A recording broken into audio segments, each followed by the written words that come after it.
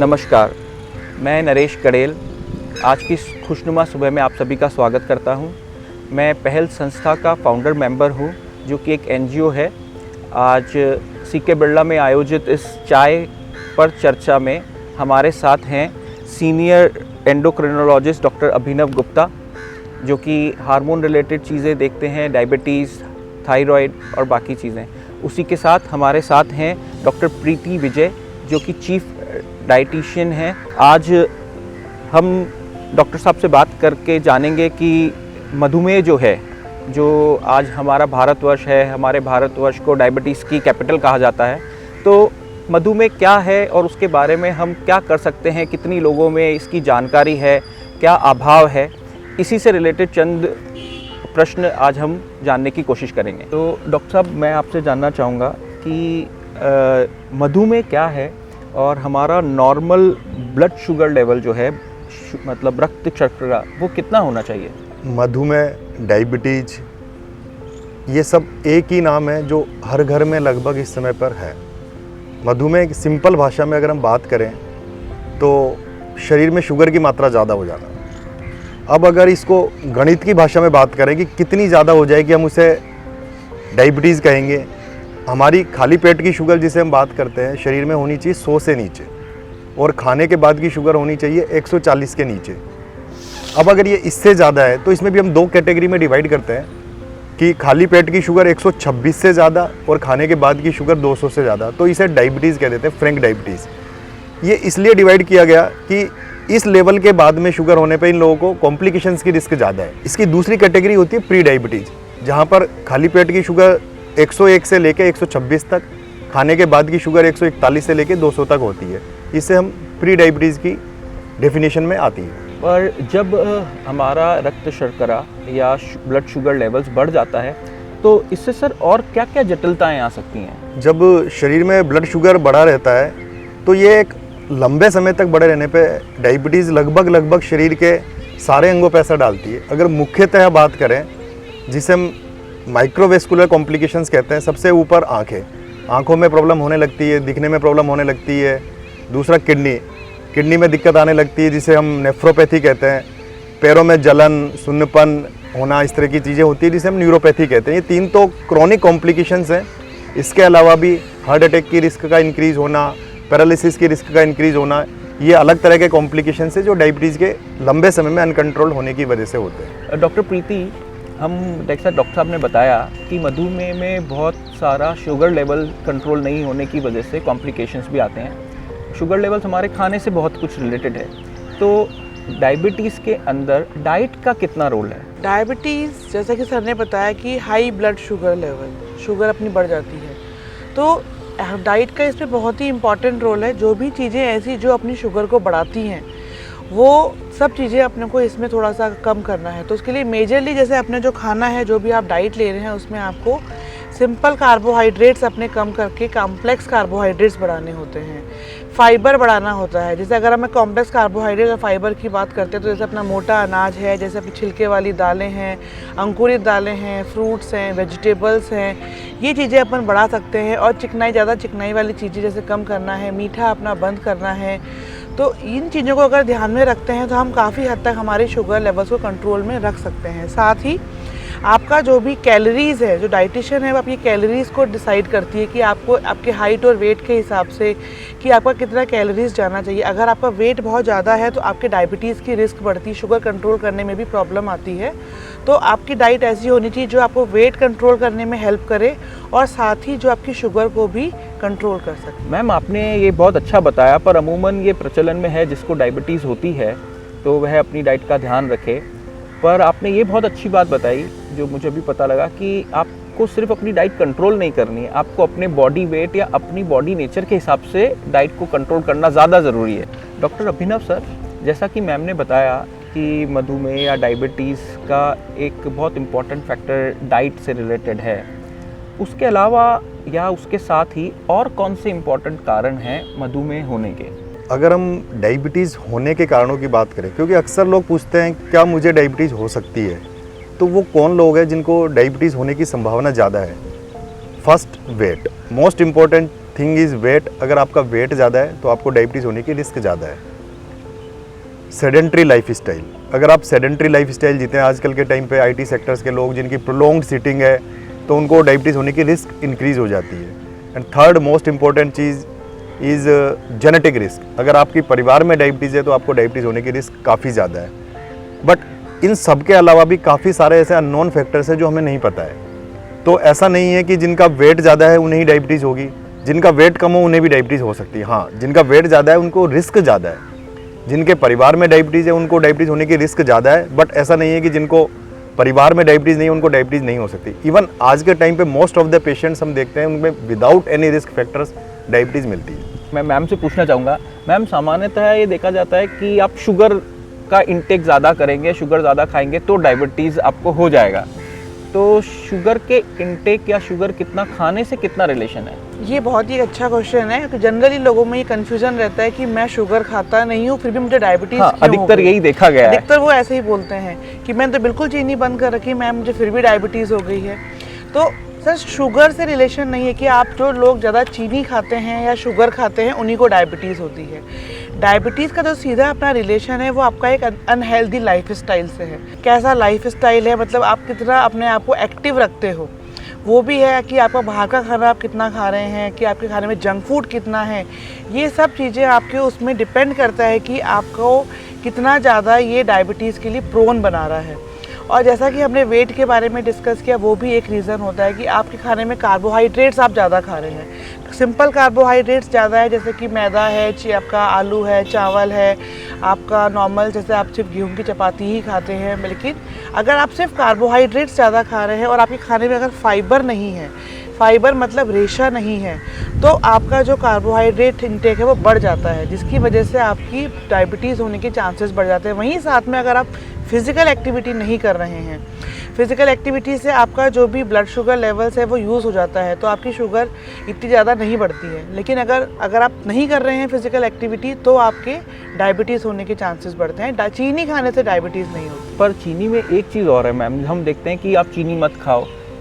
ये सामान्यतः बहुत बार मेरे भी प्रश्न आता रहता है कि क्या टाइप ऑफ चीनी से भी फ़र्क पड़ता है? अमूमन जैसे चॉकलेट का शुगर होना, या हम मिठाई, एक सादा मिठाई अलग होता है, या जो चाशनी की मिठाई होती है उसका मीठा, ये जो डिफरेंट टाइप ऑफ शुगर होता है, क्या इससे भी कुछ फ़र्क पड़ता है कि आपको इस टाइप का लेना चाहिए या इस टाइप का बिल्कुल अवॉइड करना चाहिए? देखिए सर, अगर अपन हेल्दी शुगर की बात करते हैं तो उसमें सिर्फ जो आता है अपना फ्रूट्स पे जो अपनी नेचुरल शुगर है ना, वो आप अपना ले सकते हो, उसमें कहीं कोई प्रॉब्लम नहीं है। आप अपने एज ए स्नैक्स आप फ्रूट्स को खाओ बीच में, जैसे आपके ब्रेकफास्ट, लंच, डिनर 3 आपके मेजर मील्स हैं। इन बिटवीन जैसे आपको भूख लगती है, कभी आपने 11 बजे आप स्नैक्स खाते हो, शाम को 5 बजे स्नैक्स खाते हो, तब आप फ्रूट्स खाइए, कोई प्रॉब्लम नहीं, वो अच्छी शुगर है। लेकिन अगर आप शुगर चाहे चाशनी के फॉर्म में खाते हैं, जैसे रसगुल्ला हो, चाहे गुलाब जामुन हो, या लड्डू हो, या हलवा हो, या चीनी है, या जनरली लोग कहते हैं कि हम तो चीनी नहीं खाते, हम तो सिर्फ गुड़ की चाय पीते हैं। मैं ये पूछने वाला था, आजकल अभी ऑर्गेनिक के ज़माने में गुड़ बहुत आ रहा है कि आपको गुड़ का इंटेक लेना चाहिए। चाय पीते हैं, बट अगर वो भी अगर आप ज़्यादा ले रहे हैं, गुड़ भी अगर आप ज़्यादा ले रहे हैं, तो वो भी आपके कार्बोहाइड्रेट इंटेक में ही आता है। तो ये तो कुल मिला के जो आपने पहले बात कही, 5 to 10 gram of sugar substitutes, उसमें आपका चाहे आप हनी हो, चाहे गुड़ हो, चाहे आपका चीनी हो, ले सकते हैं। और बट गुड थिंग इज़ कि जैगरी जो अपना गुड़ है उसकी जो शुगर है वो अच्छी मानी जाती है, बिकॉज उसमें आपका आयरन भी रहता है गुड़ के अंदर। बट वाइट शुगर जो है आपकी जनरली सिर्फ कैलोरीज खाती है। 1 टीस्पून शुगर में आपके 20 कैलोरी होती है। नहीं, ये आज बहुत अच्छी बात पता लगी कि वो क्यों अच्छी मानी जाती है। जैसे अब जनरली यही होता है कि गुड़ खाएं, गुड़ अच्छा है, पर वो क्यों अच्छा है ये पता नहीं होता। तो जैसा कि आपने बताया कि उसमें आयरन होता है और वो हेल्प करता है, तो ये बहुत अच्छी बात पता चली आज चर्चा के दौरान। सर, जैसा कि मैम ने बताया डाइट के बारे में या शुगर के बारे में, ये तो एक एस्पेक्ट हो गया, लाइफस्टाइल एक एस्पेक्ट हो गया। उसके अलावा हम और क्या कर सकते हैं डायबिटीज़ को प्रिवेंट करने के लिए? हम ऐसा क्या कर सकते हैं कि हमें डायबिटीज़ ना हो, या हम अपने आप को कैसे कंट्रोल कर पाएँ? बिल्कुल, इसको मैं थोड़ा सा लंबा लेना चाहूँगा आंसर को, कि प्रिवेंट कैसे कर सकते हैं। पहली चीज़ सर, वही ज़्यादा इंपॉर्टेंट चीज़ है कि फर्स्ट स्टेज से माने प्रिवेंशन सबसे अच्छी चीज़ है। पहली चीज़, किन लोगों को प्रिवेंशन पे ज़्यादा फोकस करने की ज़रूरत है? जिनको परिवार में रिस्क है, जिनका वेट ज़्यादा है। सिंपल डाइट के बारे में मैम ने बताया कि हेल्दी डाइट पे रहना है, जंक फूड्स पे नहीं जाना है। वेट अगर ज़्यादा है तो उसको कम करने की कोशिश करनी है, सेडेंट्री लाइफ स्टाइल नहीं रहना है, एक्टिविटी बढ़ानी है, ये तो सिंपल मेजर्स है जिसे हम करके प्रिवेंट कर सकते हैं। बट इसके साथ साथ ही हमें जिन लोगों को रिस्क है उनको एवरी ईयर शुगर मॉनिटर करके देखना है, ब्लड टेस्ट करना है, जिससे टाइमली डिटेक्ट हो जाए। टाइमली डिटेक्ट होने की इंपॉर्टेंस इतनी है, इस चीज़ में भी डायबिटीज़ में अर्ली ट्रीटमेंट बहुत ज़्यादा इफेक्टिव है। यहाँ पे मैं इस बात को हाईलाइट करना चाहूँगा कि डायबिटीज़ का सारा ट्रीटमेंट शुरू की 4 ईयर पे डिसाइड हो जाता है। जिस भी इंसान ने शुरू के 4 to 5 ईयर में शुगर कंट्रोल रखी, उसको लाइफ लॉन्ग कॉम्प्लिकेशंस होने की रिस्क कम होती है। बट प्रैक्टिकल लाइफ में बिल्कुल अपोजिट होता है, क्योंकि शुरू के 4 to 5 ईयर में सिम्टम नहीं आते हैं, तो ज़्यादातर लोग या तो चेक ही नहीं कराते हैं या डायग्नोज होने के बाद ही उसको थोड़ा सा इग्नोर करके चलते हैं। तो सिम्टम नहीं आने की वजह से उसको इग्नोर करना कई बार भारी पड़ जाता है। सर, जैसा कि आपने बताया, प्रिवेंशन में हमको मॉनिटर करना चाहिए, हमको अपने आप को पता लगाते रहना चाहिए कि क्या हमें इस टाइप के कुछ सिम्टम्स आ रहे हैं। तो इसी में एक सवाल और होता है कि जो हम ब्लड शुगर टेस्ट कराते हैं उसी में एक टेस्ट होता है HbA1c। तो ये क्या टेस्ट है और इसको हमें मॉनिटरिंग के हिसाब से कितने अंतराल में कराना चाहिए? एक तो वो लोग जिन्हें डायबिटीज़ नहीं है उनमें हम रिकमेंड करते हैं कि एवरी ईयर ये टेस्ट हो जाए तो हमें टाइमली डिटेक्ट हो जाए। मतलब साल में एक बार कराएं तो हम उसको मॉनिटर कर सकते हैं? बिल्कुल मॉनिटर कर सकते हैं। बट हाँ, जिनको अगर डायबिटीज़ है तो हम साथ साथ ब्लड शुगर तो नापते ही रहते हैं। फ्रीक्वेंसी डिपेंड करती है कि आप गोलियों पे हो, इंसुलिन पे हो, आपका शुगर लेवल कितना है, जिसमें फास्टिंग ब्लड शुगर, खाने के 2 घंटे बाद की शुगर, और HbA1c हम लोग 3 मंथली उस टेस्ट को करते हैं। हम मान के चलते हैं कि HbA1c 7 के नीचे है तो वो डायबिटीज़ कंट्रोल्ड लेवल में है। सर, ये तो आपने बहुत अच्छी बात बताई। ये हमें पता लगा कि अगर आप जेनेटिकली प्रोन हैं तो हम साल में एक बार HbA1c करा के अपने आप को मॉनिटर कर सकते हैं, और अगर जल्दी पता लग जाए तो इलाज उतना कारगर है। पर एक प्रश्न जो हमेशा हम सभी लोगों को परेशान करता है या उपजता है, क्या डायबिटिक रिवर्सल है? रिवर्सल ऑफ डायबिटीज़ बड़ा हॉट टॉपिक है आज के टाइम पे। हर कोई इस बारे में जानना चाहता है क्या चीज़ ये। सोशल मीडिया पे सब जगह जहाँ भी रिवर्सल ऑफ डायबिटीज़ की चर्चा होती है, यस, रिवर्सल ऑफ डायबिटीज़ संभव है, पर किन लोगों में, ये बड़ी इंपॉर्टेंट चीज़ है। First thing, reversal of diabetes initial stage of diabetes में संभव है। इनिशियल 1 ईयर 2 ईयर किन लोगों में, जिनका वेट बहुत ज़्यादा है, जिनका वेट बहुत ज़्यादा है, उन्होंने 10 to 15% या 20% के आसपास वेट रिडक्शन कर लिया, तो उनमें डायबिटीज़ रिवर्स हो जाती है। अब यहाँ रिवर्सल की बात करें तो रिवर्सल क्या चीज़ है बेसिकली, कि इनिशियल लेवल पे हमें ट्रीटमेंट की ज़रूरत थी, आफ्टर ऑन लेटर ऑन हमें डायबिटीज़ की ट्रीटमेंट की ज़रूरत खत्म हो गई। इसे हम कह सकते हैं कि या तो टेम्पररी सप्रेशन हो गया या रिवर्स हो गई, क्योंकि जब तक हम वो हेल्दी लाइफस्टाइल जिएंगे, वेट लॉस करके रखेंगे, वेट गेन नहीं होने देंगे, तब तक ये रिवर्सल में काफ़ी % लोगों में रह जाती है अगर उनका इनिशियल वेट ज़्यादा था तो। अभिनव सर, जैसा कि आपने बताया, तो ये डायबिटीज़ के प्रिकॉशन हो गए, कॉजेज़ हो गए, पर आज की तारीख में इतनी कॉमन बीमारी है कि अमूमन हर घर में एक डायबिटिक पेशेंट है। उसी के साथ साथ सभी पेशेंट्स का लाइन ऑफ ट्रीटमेंट अलग अलग है। कोई मेडिसिन्स पे हैं जो जिनके डिफरेंट सॉल्ट्स हैं, कोई इंसुलिन पे हैं। सोशल मीडिया पे भी बहुत सारी जानकारी है, पर कहीं ना कहीं ये अभाव है समझने का हमारे लिए भी कि which one is a better thing. क्या दवाइयाँ बेटर हैं या इंसुलिन पर शिफ्ट करना बेटर है? यहाँ पर मैं ये बताना चाहूँगा कि डायबिटीज़ का ट्रीटमेंट खाली डायबिटीज़ पे डिपेंड नहीं करता है।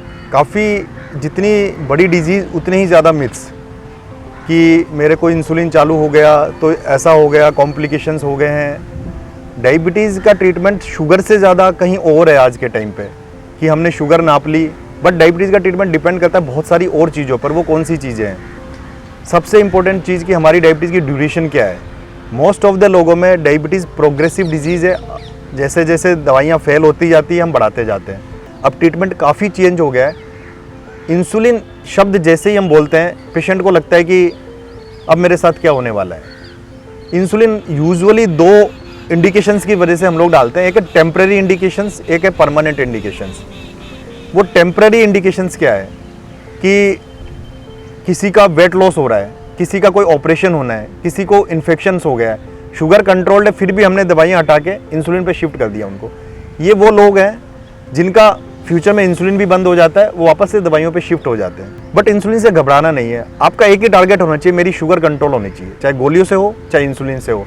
हम कंपेयर नहीं कर सकते बेटर, नीड बेस्ट थेरेपी। वही बात है कि जैसे अगर जब तक आपकी गोलियों से कंट्रोल्ड है तब तक तो इंसुलिन की आवश्यकता नहीं है ना? बिल्कुल, जब तक गोलियों से कंट्रोल है इंसुलिन की आवश्यकता नहीं होती अगर वो टाइप 2 डायबिटीज़ है तो। प्रीति मैम, जैसा कि सर ने बताया कि जो डायबिटिक नहीं है वो अपने आप को चेक करना चाहिए, कर सकते हैं, पर जो लोग डायबिटिक हैं, बहुत समय से दवाइयाँ ले रहे हैं, उनको डाइट के हिसाब से क्या नहीं करना चाहिए या क्या करना चाहिए? पहले मैं यही बताना चाहूँगी कि अपने पास 3 तरह की डायबिटीज़ होती हैं। टाइप 1 डायबिटीज़, जिसमें कि बिल्कुल वो इंसुलिन डिपेंडेंट होता है बंदा। टाइप 2 डायबिटीज़, जो कि अपने लाइफस्टाइल रिलेटेड होती है। और थर्ड होता है आपका जेस्टेशनल डायबिटीज़, जो कि जनरली अपने प्रेगनेंसी में हो जाती है। तो अगर टाइप 1 डायबिटीज़ है तो उसमें आपका इंसुलिन तो चलता ही है, साथ ही साथ में आपको जो भी अपना मेडिकेशन जो डॉक्टर ने दे रखा है, जो भी आपके वो चलेंगे साथ में, लेकिन आपको जो अपना डाइट चार्ट है वो आपको फॉलो करना ही है, ठीक है। बट जो टाइप 2 डायबिटीज़ होती है वो अपनी लाइफस्टाइल रिलेटेड है, जैसा कि मैंने आपको पहले भी बोला। तो उसके लिए सबसे ज़रूरी बातें हैं कि सबसे पहला है कि अपने को वेट कंट्रोल करना है। सेकंड की जो अपना कार्बोहाइड्रेट्स इंटेक जो आपका है उसमें आपको सिंपल कार्ब्स कम करके कॉम्प्लेक्स कार्बोहाइड्रेट्स बढ़ाना है, जिसको हम कार्बोहाइड्रेट कॉम्प्लेक्स का काउंटिंग, मतलब जैसे आपने कहा मोटा धान या मोटी चीज़ें, जैसे उसको हम कार्बोहाइड्रेट काउंटिंग बोलते हैं। कि ऐसा नहीं कि आप जो एक मील खा रहे हो उसमें आपके कार्बोहाइड्रेट ज़्यादा हो। जो जनरली पेशेंट्स भी बोलते हैं कि हम तो सिर्फ दाल रोटी खाते हैं या हम सिर्फ रोटी सब्जी खाते हैं, फिर हमारी शुगर क्यों बढ़ती है? तो जो अपनी रोटियां हैं वो भी अपनी कार्बोहाइड्रेट्स में ही काउंट होती हैं, है ना। तो उसमें जैसे आप मिस्सी रोटी ले सकते हो, जैसे अपने बेजर, राजस्थान में बेजर का आटा यूज़ में आता है, जौ का आटा यूज़ में आता है, जौ का दलिया यूज़ में आता है, तो आप वो सब चीज़ें भी यूज़ कर सकते हैं। बाकी लोग जैसे ओट्स कर सकते हैं, किनोवा लेते हैं, ब्राउन राइस लेते हैं, फ्रूट्स, वेजिटेबल्स, स्प्राउट्स, ये सब आपके उसमें कॉम्प्लेक्स कार्बोहाइड्रेट्स में आ जाता है। साथ ही आपका जो शुगर का इंटेक है वो आपको बंद करना है, चीनी नहीं लेना है, डायबिटीज़ अगर आपको है। थर्ड है आपका जो फुल क्रीम दूध जैसे आपका आता है, तो फुल क्रीम दूध की जगह आप टोन दूध है या गाय का दूध है वो आप यूज़ कर सकते हैं, ताकि उसमें थोड़ा आपका फैट परसेंटेज कम रहे। बिकॉज फैट अगर बढ़ता है तो आपकी कैलोरीज बढ़ती है, और कैलोरीज अगर बढ़ेगी तो फिर वो डायबिटीज़ बढ़ती है, क्योंकि अपने को कैलोरी भी कंट्रोल में रखना पड़ता है डायबिटीज़ के पेशेंट के लिए। एंड साथ ही आप प्रोटीन्स बढ़ा सकते हैं। प्रोटीन्स में भी जनरली अपने को जो वेजिटेरियन प्रोटीन्स है, या जैसे अपना जो लीन मीट, जैसे अपने की चिकन, फिश है, वो ले सकते हैं आप, एग ले सकते हैं। लेकिन वेजिटेरियन प्रोटीन में जनरली मेजर जो अपना है, सब लोग वेजिटेरियन प्रोटीन ज़्यादा प्रेफर करते हैं यहाँ पे। सोयाबीन, तो सोयाबीन हो गया, चाहे मूंग है, मोठ हैं, काले चने हैं, वो स्प्राउट्स के फॉर्म में आप ले सकते हैं अपने ब्रेकफास्ट में। बिकॉज कार्बोहाइड्रेट्स और प्रोटीन का combination is always good for your breakfast. ये आपके शुगर को कंट्रोल करने में बहुत हेल्प करता है, ठीक है। और फ्रूट जूसेस अवॉइड करने हैं आपको। उसकी जगह पे आप जो लो ग्लाइसेमिक इंडेक्स फ्रूट्स हैं, लो ग्लाइसेमिक इंडेक्स फ्रूट्स में जैसे आपका एप्पल है, पपीता है, अमरूद है, नाशपाती है, संतरा है, मौसमी है, ये आप अपने फ्रूट्स में ले सकते हैं। हरी सब्जियां आप ले सकते हैं। और नमक का इंटेक थोड़ा कम रखना है, बिकॉज जैसा कि सर ने बताया कि डायबिटीज़ का सीधा रिलेशन किडनी के साथ में और हार्ट के साथ में भी है। एंड जो डायबिटिक पेशेंट है वो किडनी डिजीज़ के लिए, हार्ट की प्रॉब्लम्स के लिए भी थोड़ा प्रोन हो जाता है। तो थोड़ा सॉल्ट का इंटेक अपना कम रखें, बहुत एक्सेस में सॉल्ट ना ले, या जिसमें जिन प्रिजर्वेटिव फूड आइटम्स जो रहते हैं जिनमें सॉल्ट ज़्यादा है उनको थोड़ा सा आप अपने डाइट में कम रखें। और आप थोड़े ड्राई फ्रूट्स भी ऐड कर सकते हैं, जैसे कि उसमें आप और बादाम खा सकते हैं, तो 4 से 5 बादाम ले सकते हैं, या आप 1-2 अखरोट ले सकते हैं। आजकल जैसे बहुत ज़्यादा कॉमन अपने हैं, जैसे सनफ्लावर सीड्स हैं, जैसे अपना ये पम्पकिन सीड्स हैं, या चिया सीड्स हैं, है ना, फ्लैक्स सीड्स हैं, इनको भी आप यूज़ कर सकते हैं। बिकॉज इनमें आपके एक तो ओमेगा 3 फैटी एसिड ज़्यादा हैं, तो एंटीऑक्सीडेंट्स ज़्यादा हैं, तो हार्ट के लिए भी अच्छा है। साथ ही इनमें फाइबर भी ज़्यादा है, तो ये आपका जो फाइबर की रिक्वायरमेंट है उसको भी फुलफिल करता है। तो सर, जैसा कि मैम ने बताया कि ये अमूमन देखा गया है जो डायबिटिक लोग होते हैं उनको हाइपरटेंशन का भी प्रॉब्लम सामान्य तौर पर पैरेलल जैसा चलता है, तो उसके लिए और मतलब क्या किया जा सकता है? डायबिटीज़ और हाइपरटेंशन दोनों जेनेटिकली साथ साथ चलती है। हाँ। ओबिसिटी से रिलेटेड है, तो सेम प्रिकॉशंस जो डायबिटीज़ के लिए फॉलो करते हैं कि वेट रिडक्शन करना, नमक कम रखना, ये सेम उस पर भी अप्लाई होते हैं। सर, हाई शुगर की तो बात हो गई, पर शुगर लो हो जाए, ऐसा देखा गया है कि शुगर एकदम से लो हो जाती है और आदमी चल नहीं पाता है, तो शुगर लो हो जाए तो हम क्या कर सकते हैं? शुगर लो होने को हम हाइपोग्लाइसीमिया कहते हैं। अगर मुख्यतः बात करें तो इसका कारण दवाइयाँ होती है। कई लोगों में जब डायबिटीज़ का ट्रीटमेंट देते हैं तो कुछ दवाइयों की टेंडेंसी रहती है कि वो शुगर लो करा देती है। अगर लगातार शुगर लो हो रही है तो अपने ट्रीटमेंट को एक तो एडजस्ट करवाना है अपने डॉक्टर के पास जाके, और उसी समय पे इमीडिएट क्या करना है, जैसे ही हो अगर आपके पास शुगर नापने की मशीन पास में है तो तुरंत नापना है। 70 से अगर नीचे शुगर आ रही तो इसका मतलब आपको हाइपोग्लाइसीमिया का एपिसोड हुआ है।